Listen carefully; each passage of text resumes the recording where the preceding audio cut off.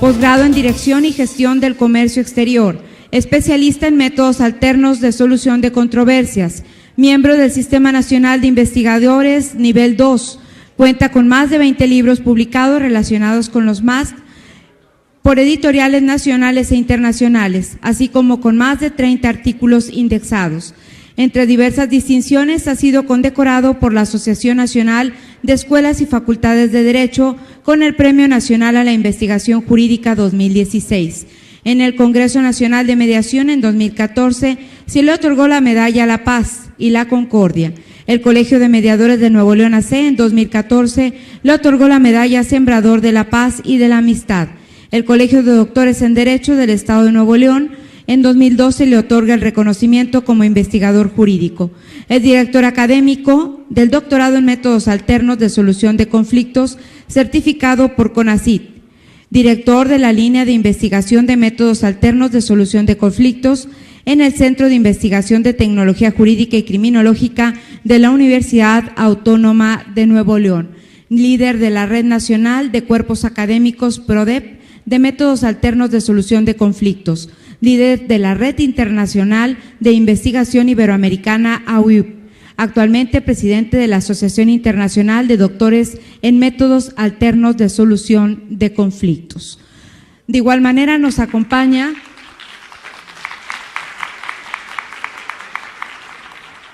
la maestra Celia Aspirós García, abogada con especialización judicial por el Consejo de la Judicatura del Poder Judicial de la Federación. Obtuvo su grado de maestría en Derecho Fiscal con mención honorífica en la Universidad Regional del Sureste de Oaxaca. Ejerció durante 10 años carrera judicial en el Juzgado Segundo de Distrito y Segundo Tribunal Colegiado del 13º Circuito del Poder Judicial de la Federación.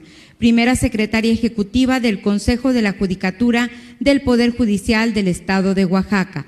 Actualmente directora de Justicia Alternativa del Poder Judicial del Estado de Oaxaca y representante de la zona sureste en el Consejo Nacional de Certificación en Sede Judicial de la CONATRIP. Docente certificada por la Secretaría Técnica del Consejo de Coordinación para la Implementación de la Reforma Penal en México.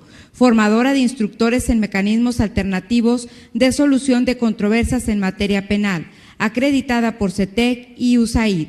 Durante su función ha participado en las mesas de trabajo y análisis de la Ley Nacional de Mecanismos Alternativos de Solución de Controversias en materia penal y en los lineamientos para la certificación de facilitadores judiciales especializados en mecanismos alternativos de solución de controversias en materia penal de los Tribunales Superiores y Supremo de Justicia de las entidades federativas de la República Mexicana. Con nosotros también se encuentra el maestro Miguel Hugo Vázquez Hernández. Él es licenciado en Derecho, egresado de la Facultad de Derecho y Criminología de la Universidad Autónoma de Nuevo León, en donde además obtuvo el grado de maestría con especialidad en Derecho Penal. En 1997 ingresó al Poder Judicial del Estado de Nuevo León, en donde ha desempeñado los diversos peldaños de la carrera judicial, siendo escribiente, secretario de primera instancia, secretario de sala, siendo designado en enero de 2012 juez de ejecución de medidas sancionadoras, juez de ejecución de medidas sancionadoras para adolescentes y de ejecución de penas. Ha sido catedrático en diversas instituciones educativas, entre las que destacan la Facultad de Derecho y Criminología de la Universidad Humanista de las Américas. Ha impartido diversos cursos, seminarios y diplomados, formando parte del claustro académico del Instituto de la Judicatura del Estado. Con nosotros también se encuentra el maestro Santiago Quirós Villarreal, licenciado en Derecho por la Universidad Autónoma de Coahuila, misma institución académica que le otorgara el máster en Derecho Constitucional y Políticas Gubernamentales, formador de mediadores y conciliadores, docente certificado por CETEC, mediador certificado por los estados de Coahuila, Nuevo León y Tamaulipas. Desde el año 2012 a la fecha, es director del Centro de Medios Alternos de Solución de Controversias del Poder Judicial del Estado de Coahuila. Actualmente es coordinador académico de la maestría en Mecanismos Alternos de Solución de Controversias en la UANE.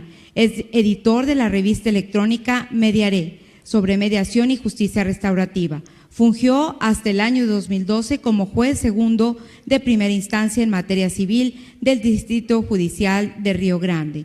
Ha sido maestro en Derecho Constitucionales en la Facultad de Derecho de la Universidad Autónoma de Coahuila, a nivel nacional e internacional. Agradecemos también la presencia de la maestra Natalie Berenice Villarreal Pérez, licenciada en Derecho por la Universidad de Sonora, en donde cursó sus estudios de maestría en Derecho con especialidad en Penal y Criminología. Entre su formación académica destaca el diplomado en Derecho de Amparo Indirecto por la Suprema Corte de Justicia de la Nación, diplomado de formación de especialistas en mecanismos alternos de solución de controversias por el Poder Judicial del Estado de Sonora. Cuenta con la certificación en mecanismos alternos de solución de controversias por el Instituto Mexicano de Mediación y es docente certificada por CETEC, certificada como facilitadora en materia penal por el Supremo Tribunal de Justicia del Estado de Sonora.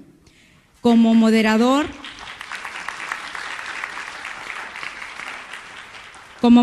de esta mesa de diálogo nos acompaña el maestro Roberto Montoya González. Él es licenciado en Derecho y Ciencias Sociales por la Universidad Autónoma de Nuevo León, en donde cursó la maestría en métodos alternos de solución de controversias.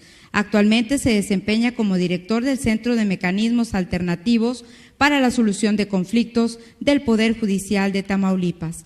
En marzo de 2015 fue designado secretario técnico del Consejo Nacional de Certificación en sede judicial por la CONATRIP. En el año 2014, en el marco del Concurso Nacional de Innovación Judicial organizado por la Asociación Mexicana de Impartidores de Justicia en la ciudad de Guadalajara, Jalisco, el Centro de Mecanismos Alternos del Poder Judicial de Tamaulipas, bajo su dirección, recibe 2 reconocimientos: a la excelencia e innovación judicial por los proyectos exitosos denominados Unidad Móvil de Mediación, acercando la justicia a los tamaulipecos, y mediación a distancia, la tecnología utilizada en la solución alternativa de conflictos. Y es al maestro, precisamente, a quien le cedo el uso de la palabra para que como moderador dirija esta mesa de diálogo.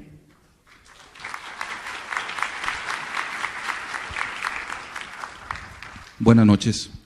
Bueno, primero que nada, agradecer la invitación, acudir y moderar el siguiente panel. Y muchas gracias al presidente del tribunal, a la directora del Centro Estatal de Métodos Alternos, a la maestra Marta Laura Garza. Muchas gracias por la confianza y la invitación. Y bueno, la dinámica será la siguiente del panel. Ya previamente nos pusimos de acuerdo para el desarrollo adecuado de la misma. Se les va a conceder alrededor de 10 minutos a cada uno de los panelistas, iniciando en primer lugar con el maestro Santiago, posteriormente seguirá la maestra la maestra Celia, en tercer lugar la licenciada Natalie, posteriormente el doctor Francisco Javier Gorjón. Y bueno, para empezar un poco y entrando ya en el tema, como ustedes saben, ya más de un año que se publicó ya la Ley Nacional de Mecanismos Alternativos de Solución de Controversias en materia penal, pues se han logrado grandes avances, pero a la vez también surgen muchos retos, muchas necesidades. Como ustedes recordarán, esta ley nacional pues fue concebida inicialmente para las procuradurías. Posteriormente, y en el proceso legislativo, antes de su aprobación, pues se logró incluir a los tribunales como parte o como ofertantes del servicio de los mecanismos alternativos en materia penal. Y bueno, a la fecha ha habido muchos avances en la materia. Hoy en día ya son 28 centros de mecanismos alternativos en sede judicial que ya ofrecen estos mecanismos alternativos. Sin embargo, de estos 28 centros, solamente 20 ofrecen la materia penal. por lo que surge también los retos, también que todos estos tribunales se vayan animando también a ofrecer los mecanismos alternativos en materia penal y poder ampliar el acceso al ciudadano a estos mecanismos alternativos. Únicamente son 4 estados los que aún no han aperturado sus centros de mecanismos alternativos. Sin embargo, hay estados que ya se dieron a la tarea de implementar sus centros. Tal es el caso de Sinaloa, que ya próximamente, tengo entendido que a partir del 14 de noviembre inicia funciones, al igual del estado de San Luis, que ellos ya cuentan con toda una legislación, sin embargo, están también por echarlos a andar. Lo mismo en el caso de Guerrero, también están a meses de echarlo en función. Y bueno, me gustaría empezar y cederle la palabra con el maestro Santiago, que nos explicaras un poco sobre los avances de la implementación de la materia que se han dado en tu estado, el estado de Coahuila.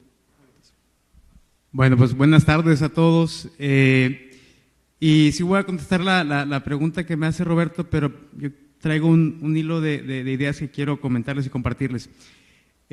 Hablando de los retos que se tiene para la instrumentación y la implementación y el ofrecimiento profesional de mecanismos alternativos de solución de controversias en todo el país, hay muchas cosas que hay que considerar, ¿no? Primero que nada, creo que hay que tomar en cuenta el motivo de la reforma ya tan famosa del 17 constitucional.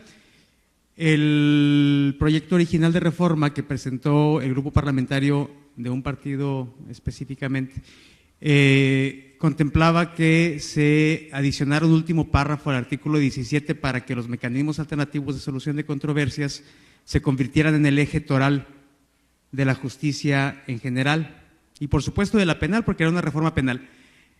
Era un último párrafo, finalmente quedó como un cuarto párrafo, como todos lo sabemos, ¿no? Hay gente que anda por ahí con la idea de que a partir de esa fecha que se publica en el Diario Oficial de la Federación, la reforma a 10 artículos de la Constitución, entre ellos el 17, es cuando los mecanismos alternativos de solución de controversias adquieren la presencia o la relevancia nacional en todo el país. Y lo que pasó aquí también es otra cosa que hay que considerar, que lo que pasó es en realidad una fuerza centrípeta. Fueron los estados primero los que tuvieron, varios estados de la República que modificaron sus constituciones locales para permitir el acceso a la justicia a través de mecanismos alternativos y después fue la propia federación. Ahora bien, el motivo era para que los mecanismos alternativos se conviertan en el eje toral de la justicia en México, pero yo sostengo que ningún cambio cultural pasa por decreto. Y entonces, uno de los grandes retos que tenemos en Coahuila, y no nada más en Coahuila, sino en todo el país, es el reto de carácter cultural. ¿A qué me refiero con el reto de carácter cultural? Me refiero a que la cultura se define en términos generales como los valores, las costumbres, las tradiciones que un grupo de personas tienen en común.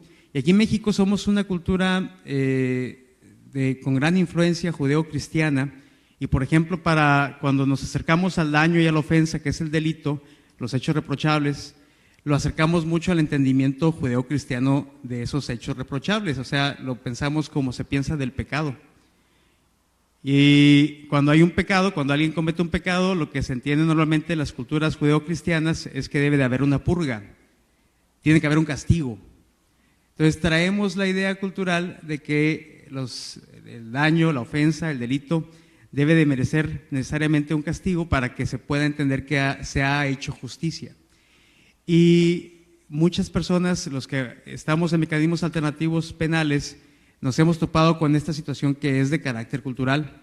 Y repito, los cambios culturales no pasan por decreto. Entonces podemos tener las leyes, de hecho nuestro marco normativo ha crecido, se ha aumentado, con los asegúnes que todo el mundo conocemos, ¿no? Que si por ejemplo en la Ley Nacional de Mecanismos Alternativos en materia penal, primero que nada que si se deba de llamar nacional. Y luego después, en lo que se refiere al mecanismo alternativo, junta restaurativa, que por qué le pusieron junta y no justicia restaurativa o encuentros restaurativos. Los asegúnes que ustedes gusten y manden no son tan importantes como el hecho de que sí ha avanzado la normatividad y ha avanzado la apuesta de los estados a través de las procuradurías y los poderes judiciales para ofrecer mecanismos alternativos. El punto es que el reto al que nos enfrentamos es cultural. Entonces uno, por ejemplo, normalmente es habitual que cuando se le acerca a las intervinientes de los mecanismos alternativos la posibilidad de llegar a un acuerdo reparatorio o que se les asista en la elaboración de un plan de reparación, dependiendo de la salida alterna de que se trate, es muy habitual que nos topemos con un fenómeno psicológico que se llama la disonancia cognitiva. Los psicólogos, si hay aquí psicólogos, seguramente recordarán a Leon Festinger. Leon Festinger ilustraba un fenómeno que pasa en la mente de todos nosotros cuando nos enfrentamos con ideas que son novedosas o que no van con nuestra cultura, con nuestras cogniciones, con nuestro sistema de valores. Y entonces me dices que puedo transar, que puedo conversar, que puedo dialogar con la persona que me ha dañado y que me ha ofendido, y que tú no vas a revisar pruebas y que tú no me vas a decir qué hacer y que tú no vas a juzgar, y entonces les hace ruido. La disonancia cognitiva de Leon Festinger es eso, que te hace ruido una idea novedosa. A las personas no las preparamos cuando empezamos a hablar, a las personas en general. Cuando hablábamos del sistema penal acusatorio, lo que más se vendió fue el juicio oral. Juicio, porque pues la gente va más fácilmente a ver una película de Rocky haciendo, Rambo haciendo la guerra, que Rambo firmando un tratado de paz. Pues nadie iría a la película, ¿verdad?, a ver a Rambo firmando un tratado de paz. O iríamos unos cuantos loquitos, ¿no? Y entonces, ¿qué se vendió del sistema penal acusatorio? Se vendió la parte litigiosa, ¿no?, la parte del castigo, la parte que nos hace más consonancia cognitiva, según las palabras de Leon Festinger. Pero no se dijo a las personas, no se les dijo que se trata de que entre el 5 y el 10%, a lo mucho el 15% del universo de los delitos y querellas lleguen efectivamente a juicio oral, y que el resto no es que no sean atendidos, sino que sean derivados a través de las salidas al proceso que existen, ¿no?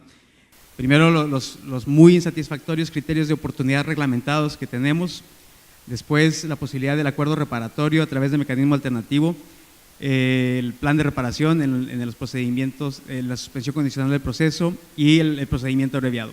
Pero más marcadamente mecanismos alternativos, y se lo ofreces a las personas, y ahí es donde tenemos uno de los grandes primeros momentos de resistencia, ¿no?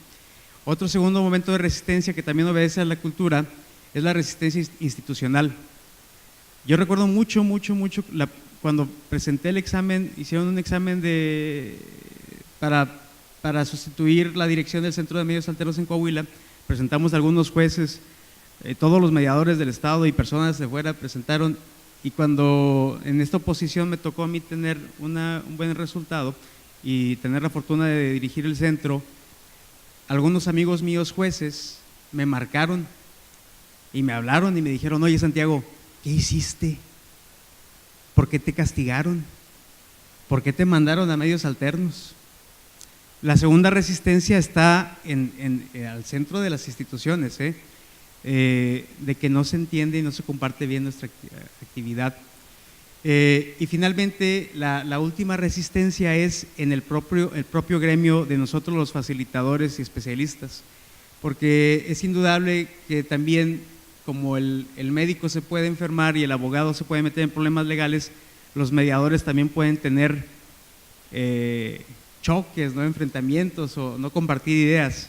Y ahora que ha crecido tanto el marco legal y que hay más oportunidades de crecimiento profesional, también han crecido los choques y los cambios y las ideas diferentes entre los operadores, ¿no? Y esto también es una resistencia, esto no nos permite avanzar con mejores posibilidades. Y yo lo comenté con un buen amigo mío, que no voy a decir su nombre, pero que está presente aquí, que parece increíble que los que estamos encargados de promover los mecanismos alternativos de solución de controversias seamos los que menos conciliemos, ¿no? Somos en muchos casos no avanzamos estas ideas con nuestro propio ejemplo. Entonces, tres resistencias que hacen muy complicada la implementación. Sin embargo, no todo es negativo, ¿no? Muchas personas en este país, cuando se les explica en qué consiste el mecanismo alternativo, inmediatamente lo aceptan, porque indudablemente muchas personas sí les gusta arreglar, sí les gusta vivir con tranquilidad, sí les gusta arreglar y vivir con paz, ¿no? También en las instituciones, si bien hay gente que lo resiste o que no lo entiende lo que hacemos, también hay muchos aliados, grandes aliados como magistrados, presidentes de tribunales, procuradores.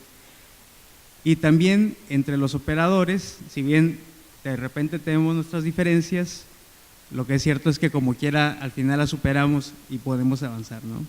No sé si con esto contesté más o menos tu pregunta, si me queda tiempo o no me queda tiempo. ¿Me queda tiempo? Me quedan 2 minutos, bueno, pues para hacer un ajuste de tiempo yo voy a dejar el micrófono, les agradezco a todos la escucha y le regreso el micrófono a Roberto. Muchas gracias, maestro Santiago. Definitivamente el aspecto cultural es de suma importancia y más al momento de legislar y de transitar de un sistema de tantos años a un nuevo sistema.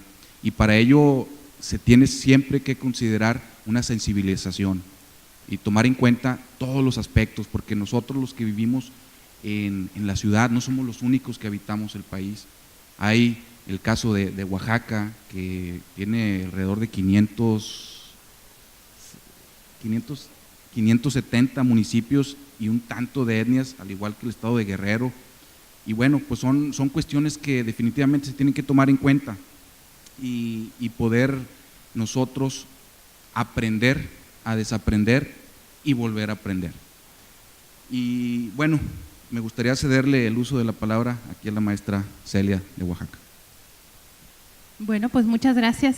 Yo voy a aprovechar esos 2 minutos que Santiago dejó, porque voy a retomar algunos temas que él comentó como retos y precisamente yo voy a enfocar en esta parte el poder compartir lo que nosotros hemos avanzado en la parte de la implementación, porque hay que tomar en consideración que precisamente el tema que estamos viendo también es un tema compartido, que forma parte de la reforma penal. Entonces, en ese aspecto, pues requiere, para que tengamos resultados efectivos e inmediatos, necesitamos de la corresponsabilidad y la colaboración interinstitucional de todos los que intervienen en el sistema de justicia. Entonces, ahí es muy importante y por eso consideré el hecho de mi participación radica precisamente en compartirles las, digamos, mejores prácticas que ha realizado Oaxaca, con toda la connotación que tiene en el sentido de que es un estado de vanguardia en donde nosotros manejamos los juicios orales en algunas regiones desde el 2006. Entonces, tenemos lo que había comentado Santiago como reto al interior del Poder Judicial, pues esa resistencia en un inicio se planteó de la resistencia primero de los jueces. Son jueces que llevan 10 años trabajando de una forma diferente, en donde ellos aceptaban y en algún momento dado aprobaban acuerdos reparatorios que realizaban las partes por sí solas. Entonces, Oaxaca, a la par que venía viendo el avance de la aprobación de la ley nacional, empezó a diseñar un plan estratégico porque sabíamos que el principal reto iba a ser ese, el poder al interior del Poder Judicial generar este cambio. Sabemos que el paradigma definitivamente es para todos, ¿no? Como lo comentaba Santiago, es en el interior, es nosotros mismos y al exterior. Y bueno, pues entonces me permití precisamente por eso traer unas fotos para que me puedan ustedes creer en esta parte, ¿no? de lo que estaba yo comentando. Y nosotros lo que hicimos es precisamente empezar a generar este cambio en los mismos operadores, el que fueran congruentes precisamente en su actuar, desde el que, digamos, desde la persona que recibe al usuario hasta finalmente pues el facilitador.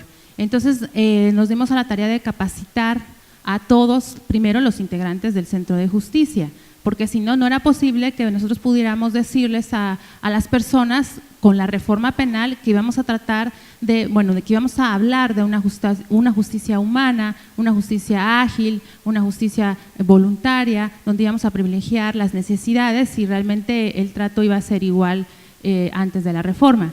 Entonces, pues en ese sentido, pues nosotros hicimos en 2 vertientes esta planificación, hablando y retomando lo de los jueces, con un diplomado en justicia alternativa para los jueces.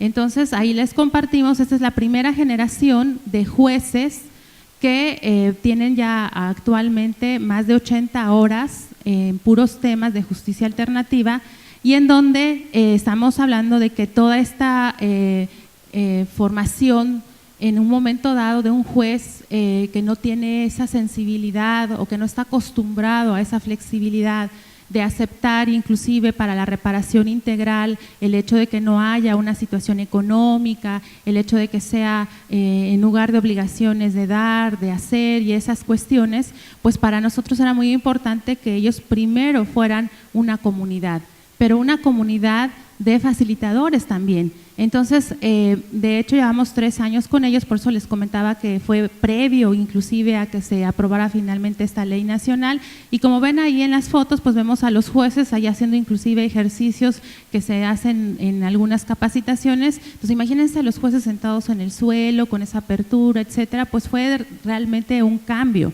porque ustedes han de comprender que pues el juez siempre se ha mostrado en esta figura solemne, en esta figura de legalidad, y sigue siéndolo, pero ahora de una forma más flexible. Y bueno, y también nosotros nos apoyamos en una red estratégica de apoyo. Precisamente Oaxaca lo que hace es a raíz del congreso que se hizo en Tamaulipas, ahí Roberto nos invitó.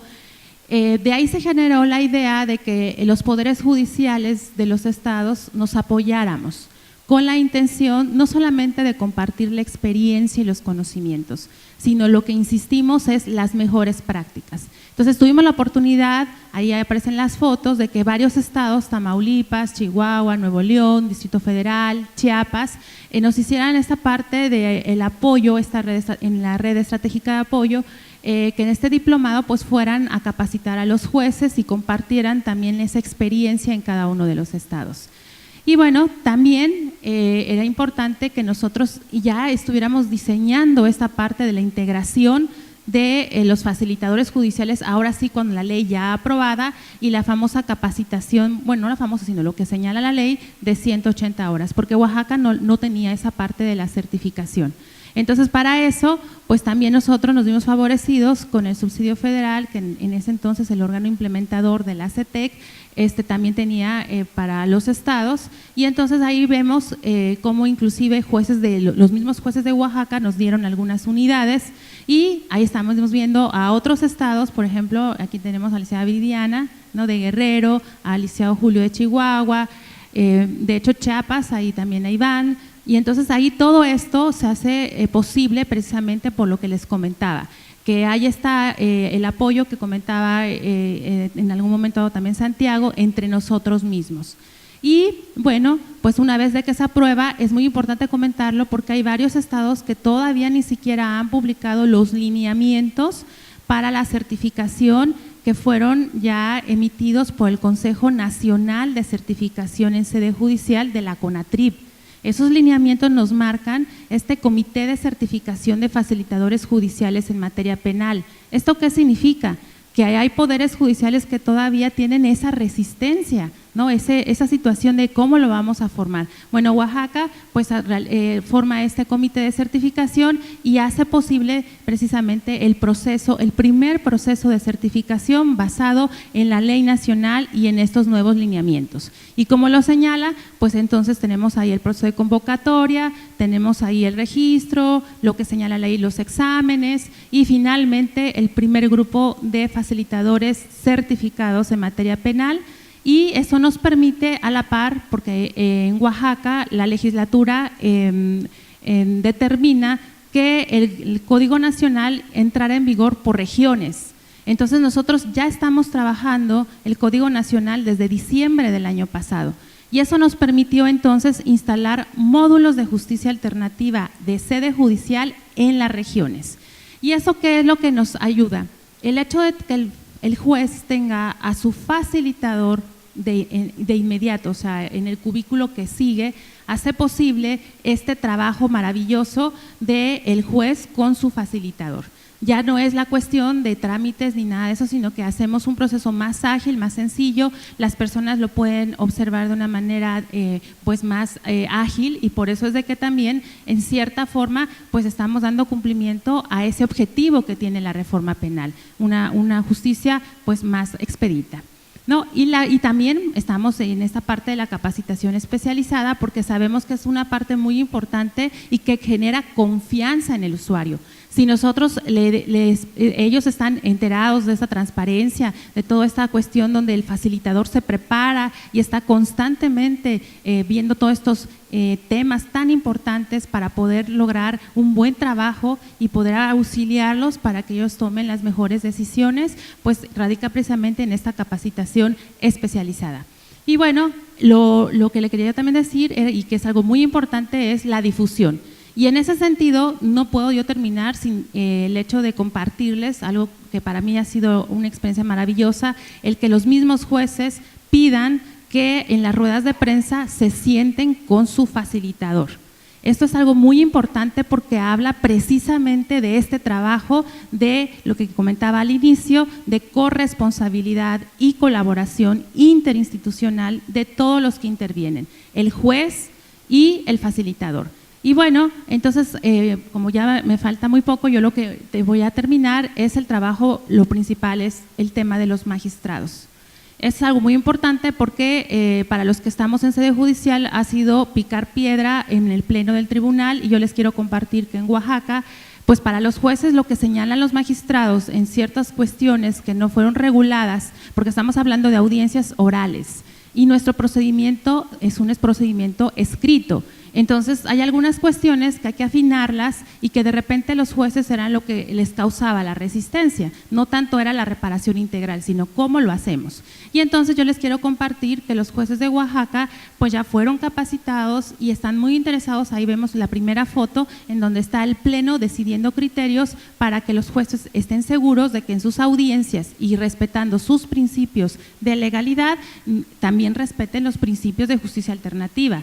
Porque eso es algo muy importante, cada uno respetando sus principios, colaborando de manera conjunta. Y finalmente es importante esto que comentaba, que Fiscalía. Nosotros en Oaxaca hacemos un solo cuerpo. Fiscalía y sede judicial está trabajando de manera conjunta en capacitación y también en eventos, como es la cuestión del foro, y entonces pues eso es elemental. Yo los invito a todos los poderes judiciales de los estados, como estas referencias que les traigo de avances, que colaboren de manera conjunta, Fiscalía y sede judicial, porque se obtienen mejores resultados. Gracias.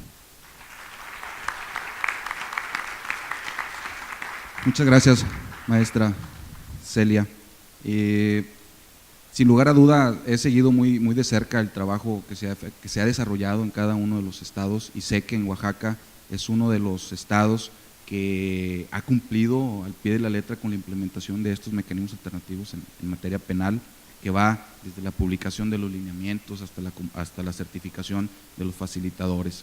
Pero bueno, a todos estos avances, a todos estos logros, vienen todavía más retos, vienen todavía los lineamientos para la operación de la base de datos, la operación también de un área de seguimiento, que son retos que todavía vamos a ir enfrentando y que hay estados que todavía no hemos logrado la implementación al 100% de estos mecanismos alternativos en materia penal. Tal es el caso ya también de la publicación de la Ley Nacional del Sistema de Justicia Penal para Adolescentes, en la que viene otro reto más para los facilitadores, que es la obtención de una especialización en la materia y bueno, entre otros retos más que vienen, para lo cual me gustaría cederle el uso de la palabra al licenciado Miguel Hugo Vázquez Hernández. Perdón, primero la licenciada Natalie. ¿Estás de acuerdo, licenciada? Bueno, pues buenas tardes.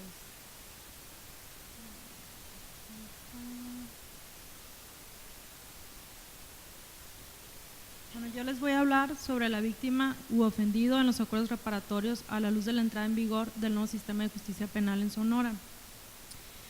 Como un breve marco histórico, al revisar la historia del derecho procesal penal mexicano, podemos encasillarlo sin lugar a dudas en el modelo inquisitivo de cuño español. ¿Por qué? El modelo aludido, impuesto y vigente durante la época colonial logró consolidarse durante siglos e introducirse en la cultura de los individuos que ocupaban los territorios americanos bajo el Imperio Español, en el cual se encontraba desde luego la Nueva España, hoy México. A pesar de la independencia de la Nueva España y el surgimiento de nuestro país a finales del siglo XIX y el establecimiento de un nuevo régimen político, bajo el esquema constitucional, el modelo procesal penal inquisitivo logró prevalecer, aunque claro que con algunas modificaciones, y prácticamente ha tenido vigencia hasta la reforma constitucional de 2008 y su respectiva aplicación este año en todo el país. ¿Por qué hago referencia a estos antecedentes? Pues porque la figura de la víctima ofendido estaba muy olvidada, no estaba contemplada como parte del proceso penal de corte inquisitivo, no tenía participación, no estaba informada, no tenía derechos durante el enjuiciamiento penal. Hasta la reforma de 1993, el artículo 20 constitucional, último párrafo, fue que lo consideró, en que el sujeto pasivo podía contar con el derecho de asesoría jurídica, reparación del daño, que podía coadyuvar con el MP y tener atención médica de urgencia, etcétera, ¿no? Otras que menciona la ley. Fue aquí cuando otros estados de la República empezaron a incluir en sus códigos de procedimientos penales los derechos a favor de la víctima ofendido, y aquí aparece la figura de la mediación. La víctima ofendido deja de ser el invitado de piedra en el drama penal con una participación importante. Después viene la reforma del 2008, donde se empodera más a la víctima ofendido en el proceso penal, dándole preferencia para el pago de reparación del daño en delitos no graves con el fin de llegar a acuerdos reparatorios con el equiparamiento. Como ya sabemos, el 5 de marzo del 2014 se publica la Ley Nacional de Mecanismos y un nuevo Código Nacional de Procedimientos Penales, donde se establece una nueva forma de hacer justicia a través del diálogo, con la figura de los acuerdos reparatorios. ¿Cuál es la situación actual en el estado de Sonora? Pues aún así, si bien saben, en el estado de Sonora fuimos el último en implementar el nuevo sistema de justicia penal. Aún así que la reforma constitucional nos dio una vacatio legis de 8 años, en Sonora se implementó en 8 meses y aún así con todos estos obstáculos logró realizarse de forma pues efectiva, ¿no? Tuvimos muchos problemas porque a mediados del año 2015 pues no se contaba con ninguna normatividad, ni infraestructura, financiamiento, capacitación, ni mucho menos socialización. Esta se implementó en 3 etapas. La primera etapa fue el 15 de diciembre del 2015, que fue en la capital, en Hermosillo, Sonora. La segunda etapa fue para delitos no oficiosos solamente. El 30 de marzo del 2016 ya empezó con otros distritos como San Luis Río Colorado, Agua Prieta, Navojoa y Caborca. El 30 de mayo fue la última y tercera etapa en las ciudades de Obregón, Nogales y Guaymas, logrando así una implementación total. Claro, tuvimos muy buena voluntad política y mucha aceptación, logrando así una transformación del sistema de justicia penal sonorense. Aún así, a 10 meses de esta implementación, en el oral penal tenemos ahorita 13 facilitadores certificados, que es el 100%, con un total al 19 de octubre de 100 acuerdos reparatorios, con un monto recuperado de 2.549.388.32. Yo quería comentarles que en Sonora, aún así que hemos tenido mucha difusión, mucha propaganda, nos enfrentamos ahorita a una problemática para la aplicación de estos mecanismos. Hace unas semanas el presidente municipal de Hermosillo presentó un video, traía 2, pero como ya no tenemos mucho tiempo, les voy a poner uno, donde él afirma que los acuerdos reparatorios son un problema porque genera mucha impunidad. Las personas que entran y hacen el acuerdo reparatorio salen y pues queda impune, ¿no? Él no está de acuerdo y dio algunas declaraciones. No sé aquí, ¿cómo se pone? Para ponerle play. Ya me quité.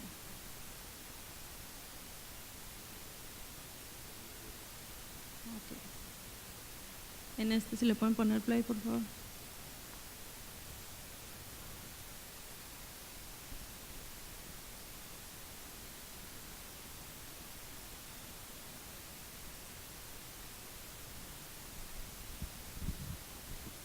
¿No?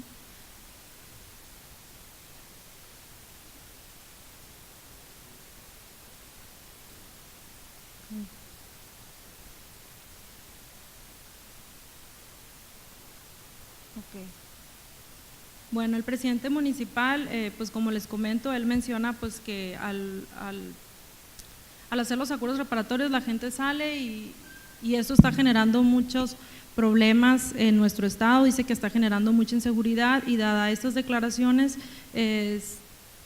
pues se está generando un problema de por sí que ya tenemos, como mencionan nuestros compañeros, mucha resistencia para lo nuevo, por la falta de propaganda y difusión y sensibilización, pues aparte con este ataque frontal a la viabilidad de efectos de la aplicación de los acuerdos reparatorios, lo atribuyen como un factor que genera inseguridad jurídica, impunidad, delincuencia y una sensación no grata por parte de la ciudadanía. Los medios de comunicación han seguido con esto y responsabilizan al nuevo sistema de justicia penal, porque se sueltan a las personas que han sido detenidas al realizar un acuerdo reparatorio con la víctima.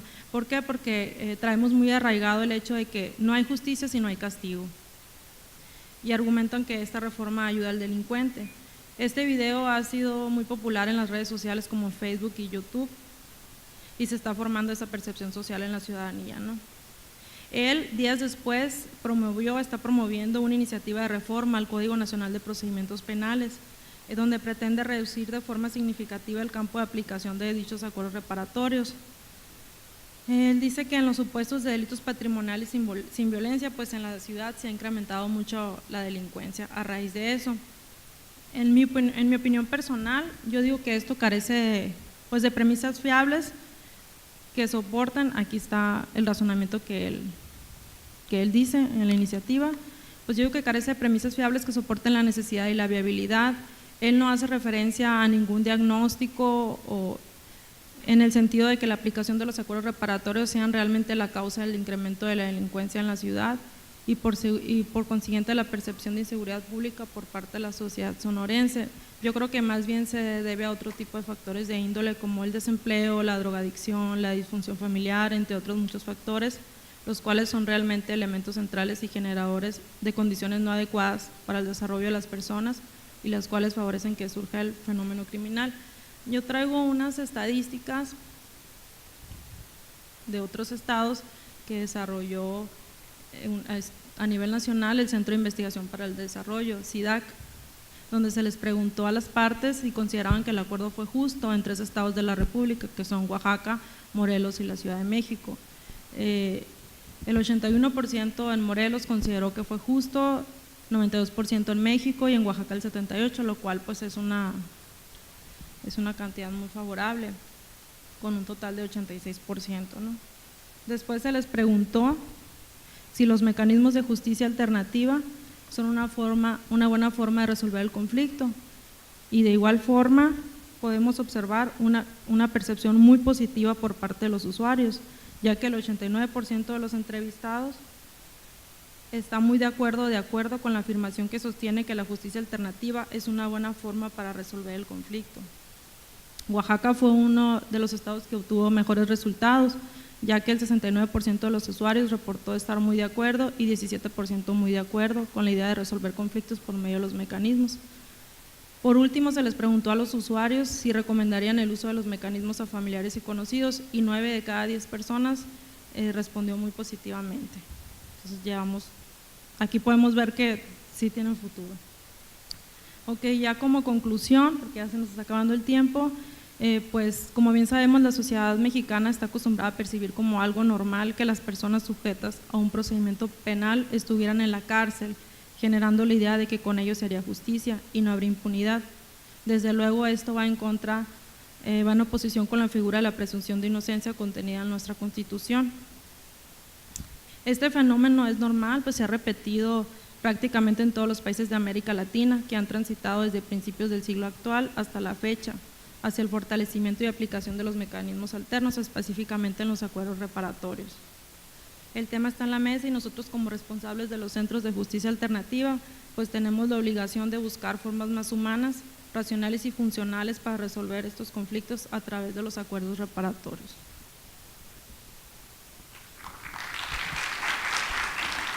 Muchas gracias, maestra Natalie.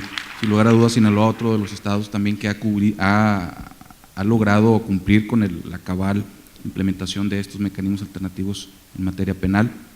Y bueno,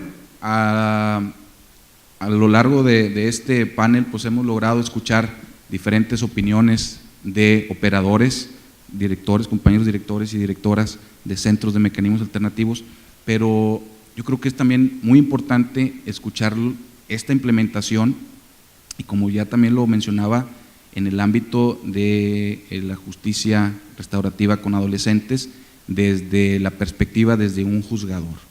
¿Cómo se ha logrado esta implementación? ¿Qué avances se han logrado? ¿Y qué es lo que viene? ¿Qué retos viene? Por lo que me gustaría cederle el uso de la palabra al licenciado Miguel Hugo Vázquez Hernández. Muchas gracias, maestro.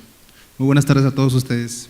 En primer lugar, agradezco al Poder Judicial esta invitación que me hace para poder tener esta conversación con ustedes, transmitirles algunas ideas sobre la forma en que he percibido esta implementación de la Ley Nacional de Mecanismos Alternativos de la Solución de Controversias en sede judicial desde mi juzgado, desde mi postura como juez de ejecución de adolescentes y recientemente ahora como juez de ejecución de adultos.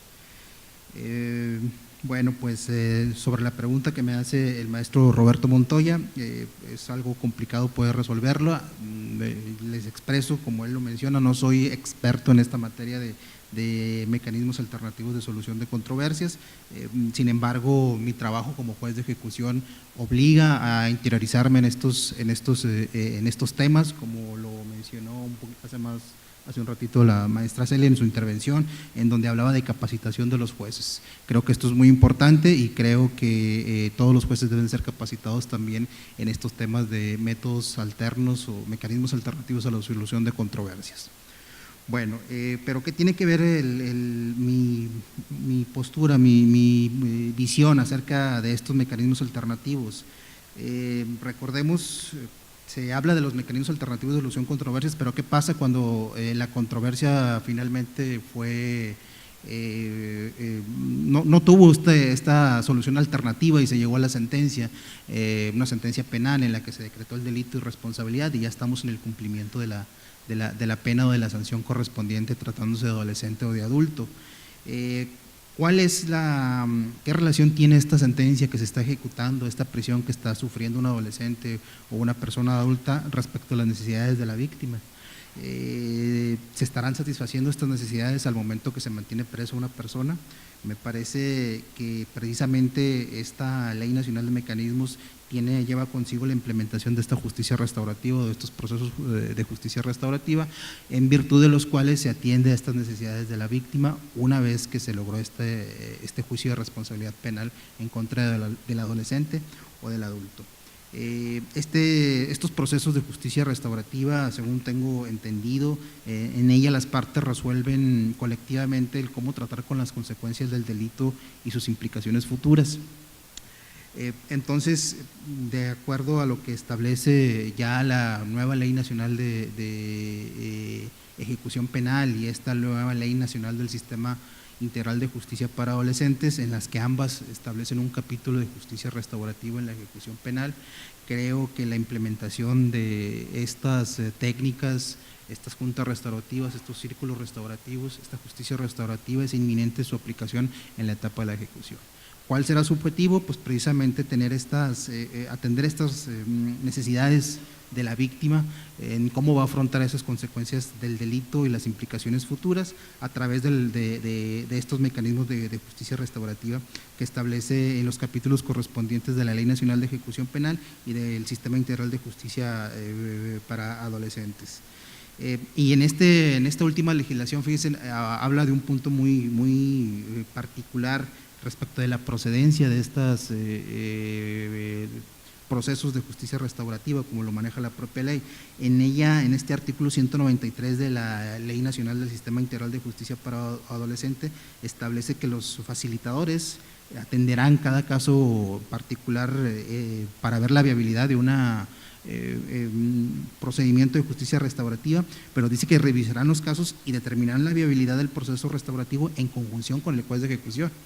Esto implica necesariamente una capacitación por parte de los jueces en justicia de adolescentes para poder hablar de cuál es la viabilidad de esta justicia restaurativa y lo que mejor le beneficia al adolescente, en vista también de otros principios que rigen el sistema de justicia para adolescentes, como lo es principio de interés superior del adolescente, protección integral, autonomía progresiva, etcétera.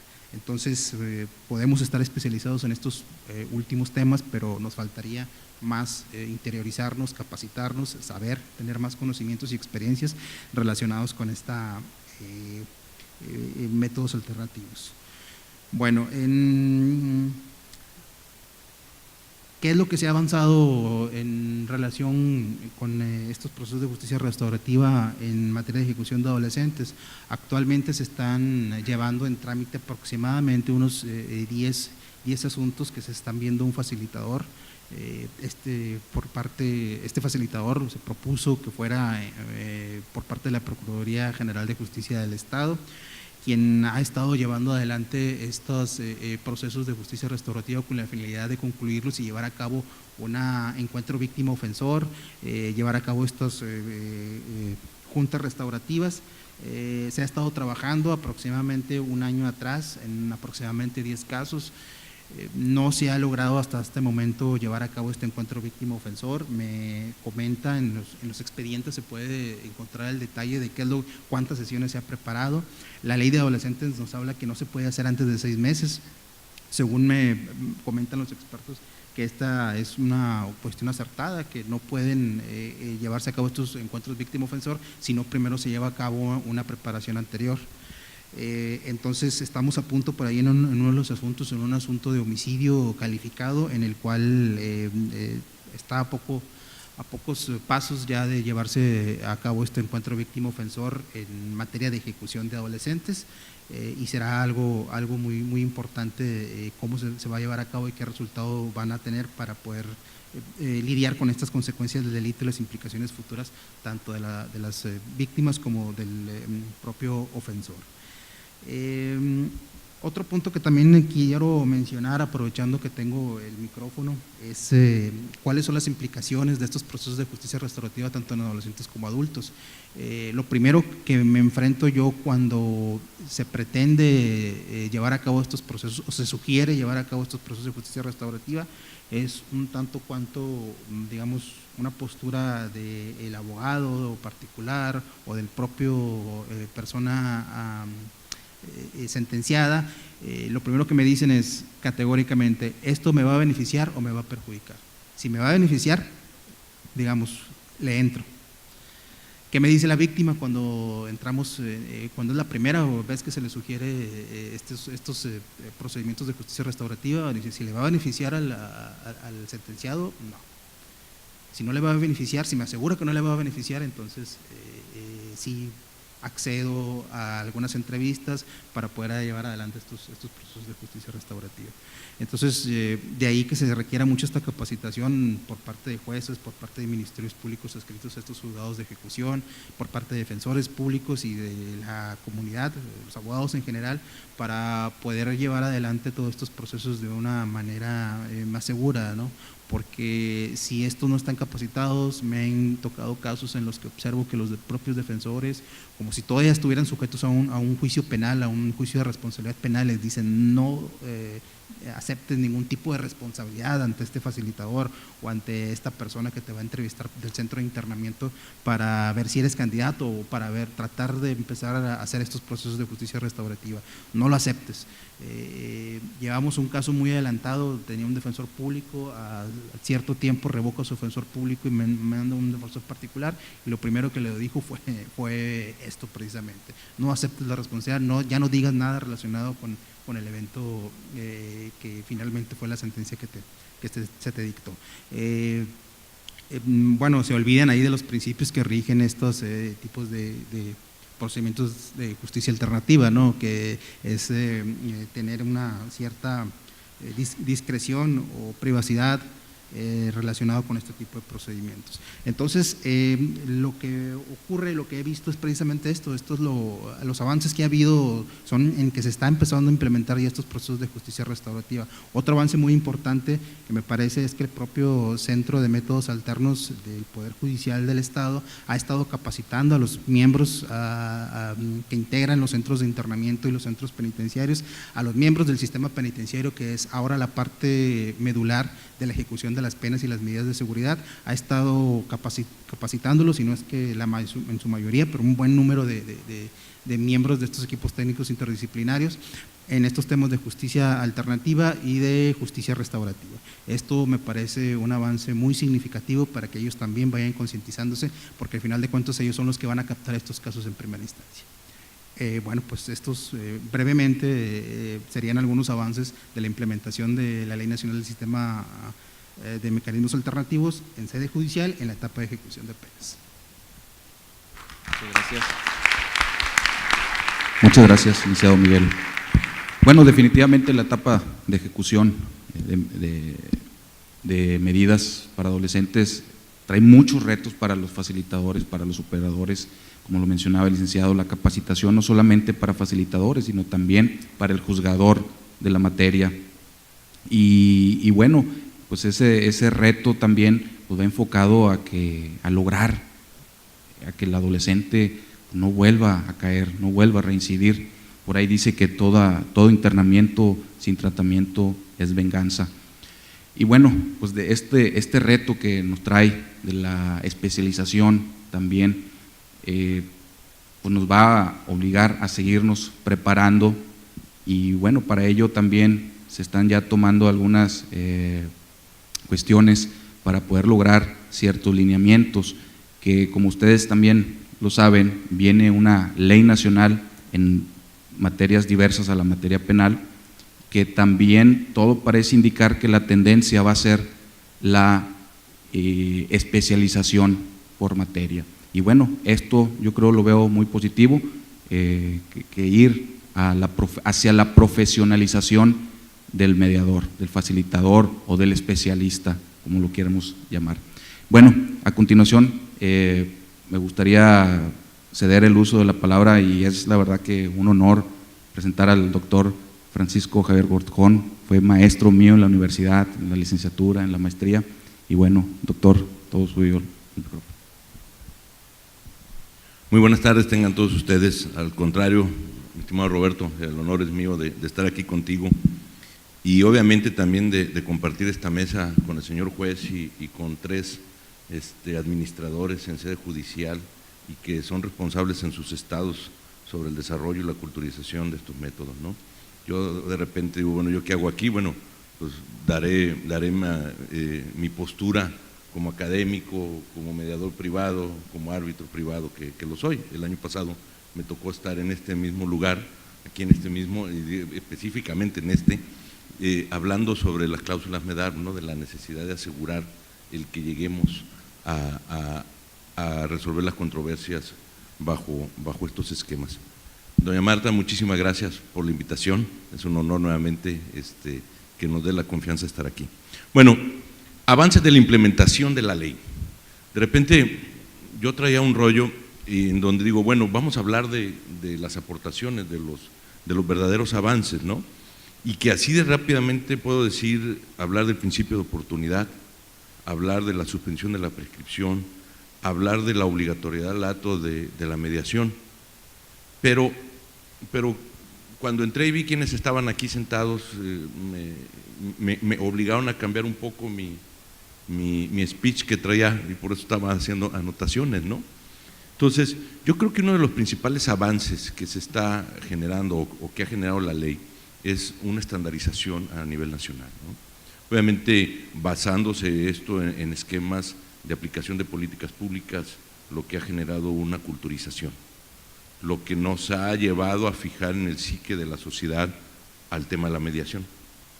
Y reforcé esta idea cuando recién iba entrando, escuché a la maestra Nora, nosotros los mediadores. Entonces, muchos de ustedes se consideran mediadores profesionales, no solamente mediadores, sino mediadores profesionales, ¿sí?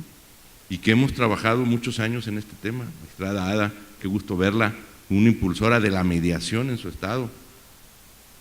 ¿Sí? Veo a Rafa, veo a Rubén, en fin, Carmen, de repente veo a mucha gente de muchos estados que ha luchado por el esquema de la mediación. Entonces, de repente me encuentro bajo un concepto que se está replicando o que se replicó en la ley recientemente aquí en el estado, y habla del facilitador. Y dice, entonces de repente, ¿qué es un facilitador? Bueno, el facilitador es el mediador, pero yo creo que esta estandarización nos está llevando a un error histórico que nos va a llevar a que a quienes se han estado pugnando, todos los aquí presentes, porque la mediación sea reconocida como una profesión, de repente, ¿qué vamos a hacer? ¿Mediadores o facilitadores? Estamos mal. No sé, de repente me pongo a pensar, ¿qué hace un arquitecto? Construye.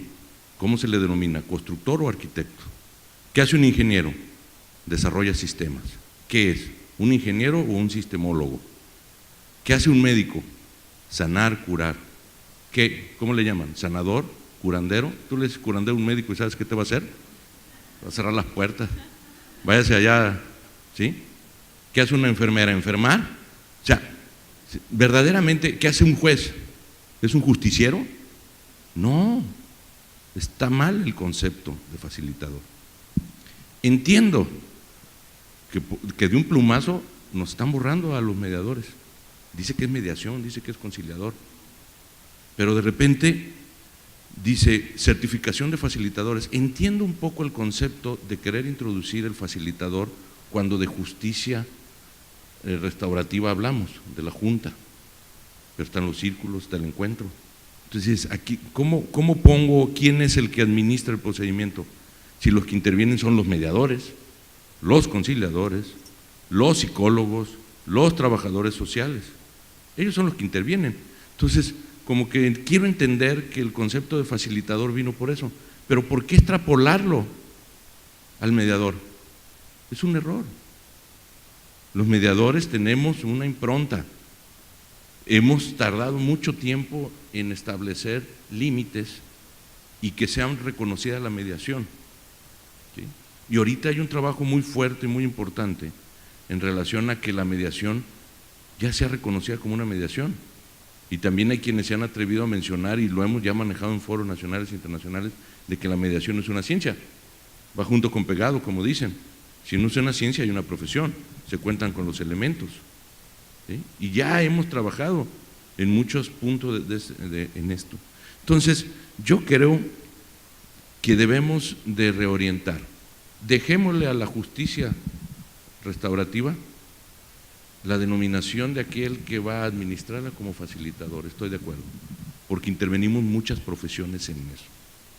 Pero cuando volteemos a la mediación, a la conciliación, hablemos de mediadores, no nos rebajemos, respetémonos y seamos lo que somos, mediadores, no somos facilitadores.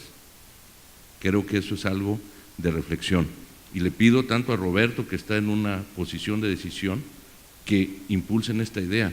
Marta, que en estos días va a tener un encuentro decisivo para definir rumbos específicos de la nueva ley.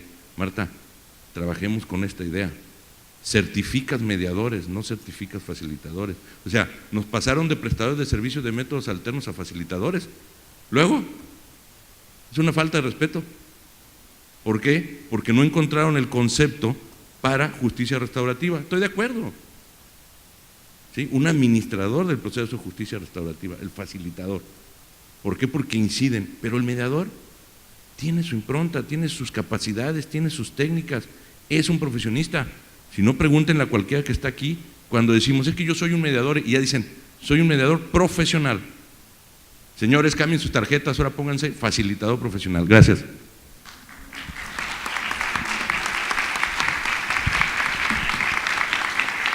Muchas gracias, doctor. Definitivamente, pues un tema a debatir y bueno, pues a poder detallar argumentos y posturas de todos y cada uno de nosotros. Bueno, no sé, maestra Marta, si se va a haber dos preguntas. Bueno, va a haber, por motivos del tiempo, va a haber 2 preguntas. A ver, aquí la compañera. Buenas noches. Mi nombre es Angelina Salazar, soy licenciada en Derecho, máster en Métodos Alternos y defiendo la postura del doctor Borjón. Yo creo que nos ha costado mucho trabajo construir el término de mediador, como para que de un plumazo nos borren del mapa. Es cierto que nos interesa la materia penal como abogados, pero eso no justifica que todo el esfuerzo que hemos logrado hasta ahorita no lo borren así. Están hablando de que tienen problemas culturales para que la gente lo entienda. Díganme ustedes cómo logramos que la gente entienda lo que ustedes pretenden, que todos seamos facilitadores.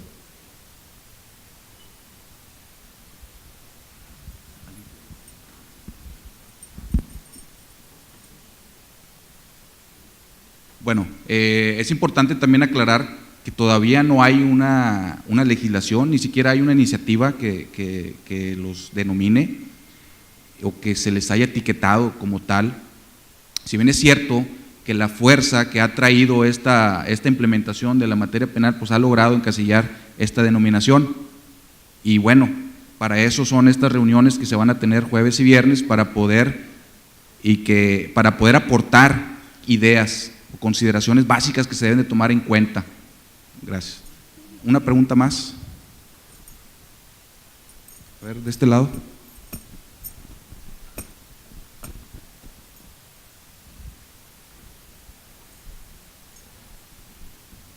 Buenas noches. Muchas gracias al panel por su exposición. Quisiera saber, sobre todo con la maestra de Oaxaca, en la capacitación a los jueces, recientemente tomé un curso donde un juez de control nos decía que la relación horizontal, simétrica de las partes, de pronto tenía que verse desde una transversalidad al momento de revisar el acuerdo reparatorio. A lo que llegamos en esa argumentación entre el juez y su servidor, me aclara el juez, el punto aquí es que hay que hacerlo práctico, y me dice, en realidad yo lo que te diría es que como la reparación que tú estás diciendo en el acuerdo es muy baja, pues yo mejor le pediría a la parte que otorga el perdón para evitar sancionar ese acuerdo. Entonces no sé cómo tengan ustedes prevista esta situación en Oaxaca, qué se habló de esto con los jueces de control, cómo analizar la simetría o asimetría de las partes en el proceso de la mediación y llegar a un acuerdo que sea efectivo. Sí, pues precisamente iniciamos desde el sensibilizarlos para que ellos entendieran el objetivo primordial que es los mecanismos alternativos. El hecho de privilegiar la voluntad de las partes porque ellos son los que tienen las necesidades y que en una sentencia pues muchas veces no es escuchada la víctima y el ofendido, lo sabemos claramente. Entonces esa parte de que el juez, por eso yo les decía que para nosotros era un reto, porque eran los jueces que durante 10 años aseguraban, y de verdad lo hacían, que ellos comprobaban esta parte de la reparación integral, pero lo hacían de una forma legalista, o sea, lo que dice la Constitución, lo que dice los tratados internacionales, en una forma como un poco cuadrada. Entonces, lo que nosotros hicimos es precisamente el capacitarlos en estos nuevos objetivos que contempla la ley nacional al momento de hablar de una reparación integral, que ellos también sumen esta parte no tan cerrada de estar hablando siempre de un monto en cuestión económica, porque no podemos nosotros hablar de un equilibrio, sino estamos hablando de cubrir una necesidad. Y además estamos en el sentido de escuchar a ambas partes, porque es muy importante también no solamente estar viendo a la víctima o el ofendido, también el imputado tiene necesidades que nosotros estamos obligados a cubrir. Entonces también el juez tiene que saber que no nada más tiene que enfocar su mirada, y claro que nosotros tenemos que tener mucho cuidado porque sabemos que tenemos que cumplir esta parte de la reparación, ¿no? Porque ese también es el objetivo.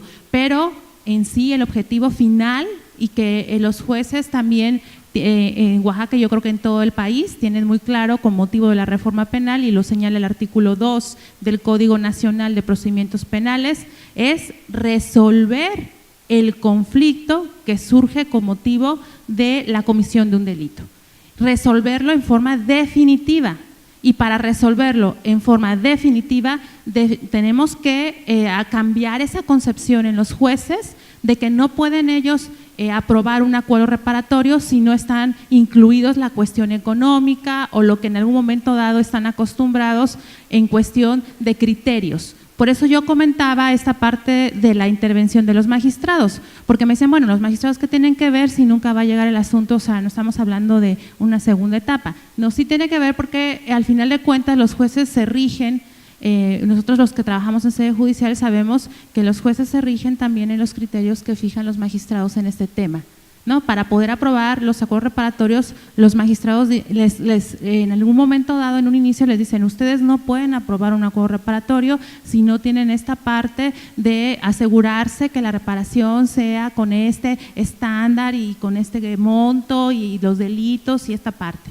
Entonces, nosotros lo que hicimos es cambiar esta concepción también en la parte de los magistrados, que se unan, por eso yo les decía que es muy importante para los estados que incluyan esta parte, porque no va a ser un facilitador ni el director el que le va a cambiar la concepción al juez. O sea, el juez ¿a quién va a escuchar realmente? El juez escucha al magistrado, ¿sí? Entonces, por eso nosotros le apostamos a capacitar a los magistrados, a sensibilizar a los magistrados, a traer a los magistrados a nuestra cancha, y ahora sí es el magistrado quien en un momento dado le dice al juez, no, ya no es así, porque precisamente forma parte de este cambio, de este paradigma, y todos tenemos en esta parte, como yo les comentaba, la responsabilidad de intervenir. Y en esta parte, por eso es muy importante que los jueces, o sea, por eso yo siempre me enfoqué en la cuestión de los jueces. Si no iniciamos con esta parte de los jueces, no avanzamos en esta parte que comentas, de que cuando llega el acuerdo reparatorio, que puede estar trabajado de una forma maravillosa, las partes pueden estar muy de acuerdo y de repente el juez te dice no, y entonces viene para abajo todo. Entonces, ¿de qué me sirve si estamos esforzándonos y las partes están de acuerdo? Y entonces es cuando las partes se confunden y dicen, bueno, es que el juez dice que no sirve, ¿no? Que no está bien, que no es legal, etcétera, etcétera. Entonces, ojo, mucho cuidado. Tienen que estar todos en esta parte, por eso es una cadena, es un engranaje perfecto que debe, bueno, perfecto es un decir, esto se aspira, ¿no? A que realmente el juez esté colaborando, pero que estés totalmente comprometido en estos cambios tan significativos que debe haber en temas tan importantes como es la reparación del daño. Porque sabemos que también el juez aprueba no solamente en la etapa complementaria, sino en un momento dado, en la inicial, si las partes no están de acuerdo, pueden llevar el acuerdo reparatorio al juez. Entonces, imagínense si el juez en algún momento dado va a ser el que va a decidir si el acuerdo que las partes, ahora sí que se pusieron de acuerdo, que están conformes, que es lo que necesitan, que se hace este trabajo, si nada más va a estar en algún momento dado dudando si en esta parte es equilibrado, si se tomó en cuenta, etcétera, etcétera, ¿no? Entonces, bueno, ahí nosotros hemos tenido este avance. Yo la verdad estoy sorprendida porque de los 99 jueces tuvimos reuniones con cada uno de ellos. Desde el hecho de tener esta parte, a Roberto le tocó la primera ponencia, ¿qué tal? ¿Cómo se iban los jueces con nosotros? Nos decían, ¿cómo son ustedes? ¿Quiere decir que ustedes van a decir el derecho? ¿Cómo son ustedes esta parte? ¿Cómo se atreven a decirnos cómo debe ser la reparación del daño? Todo este tipo de situaciones. Y vemos a un juez, por eso ya no hubo tiempo, un juez que no estaba de acuerdo a estas 80 horas. Vemos a los jueces haciendo ejercicios y diciendo, somos una comunidad. Que eso es muy importante, nosotros sabemos lo que es una comunidad, los jueces no formaban comunidad con nosotros y bueno, en Oaxaca, pues ahora sí que gracias a Dios ya formamos comunidad y eso nos ha permitido que llevemos asuntos. Ahora otra cuestión, se pensaba que realmente sede judicial iba a participar muy poco. Yo les quiero compartir que en Oaxaca los asuntos han llegado en cantidad hasta sede judicial. O sea, no era así como no se ha cumplido esta parte de que todo va a quedar en fiscalía. En Oaxaca realmente nosotros tenemos más acuerdos reparatorios que fiscalía. Entonces también esto hay que trabajarlo, porque a lo mejor algunos poderes judiciales, como comentaba Roberto, no le han entrado del todo porque están viendo qué va a suceder. Entonces, mucho cuidado, en Oaxaca como ya hay muchos años de trabajo de la oralidad, también hay que ver los usuarios tienen esa decisión de elegir si lo quieren hacer en fiscalía y en sede judicial. Ahí en Oaxaca realmente ha habido mucha oportunidad, hemos estado practicando desde diciembre, hemos estado haciendo esta práctica de error y todo eso, pero siempre es con la comunicación del juez. No sé si eso sí contestó la pregunta. Bueno, muchas gracias. Gracias, maestra.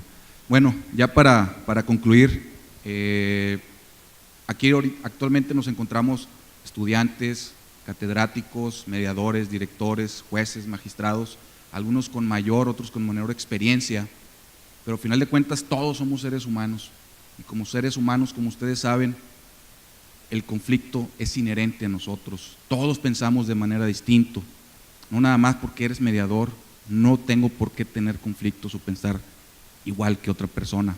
Lo importante es aprender a solucionar estos conflictos adecuadamente. Y bueno, hoy, esta noche, a todos, yo creo que el destino nos unió aquí porque creemos en algo, creemos en los mecanismos alternativos, creemos que se puede impartir justicia de una forma más humana y ya nos corresponde a nosotros seguir unidos en pro y en beneficio de estos mecanismos alternativos. Muchas gracias.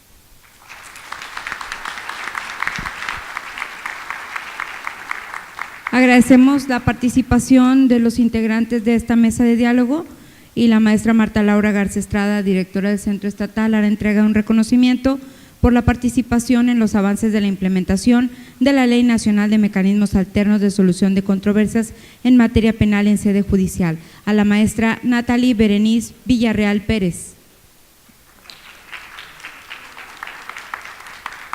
Maestro Miguel Hugo Vázquez Hernández. Maestro Santiago Quirós Villarreal. Maestra Celia Aspirós García. Doctor Francisco Javier Gorjón Gómez. Y por su participación como mediador al maestro Roberto Montoya González.